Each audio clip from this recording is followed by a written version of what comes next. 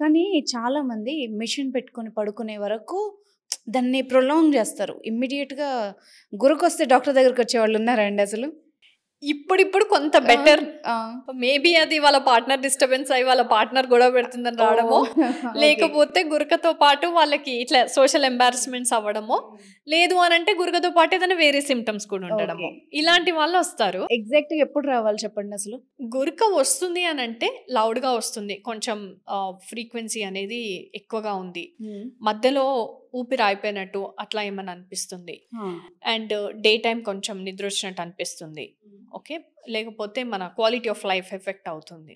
So underline conditions increase అవుతున్నాయి. ఇవన్నీ కూడా severe sleep apnoea symptoms. But గురక వస్తుంది.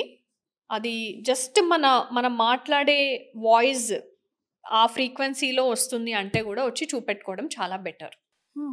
ఎందుకంటే ఒకటి ఒబేసిటీ వల్ల గురక వస్తుంది. సో ఆ వెయిట్ తగ్గితే గురక తగ్గుతుంది. సో వెయిట్ మేనేజ్మెంట్ అనేది ఇంపార్టెంట్.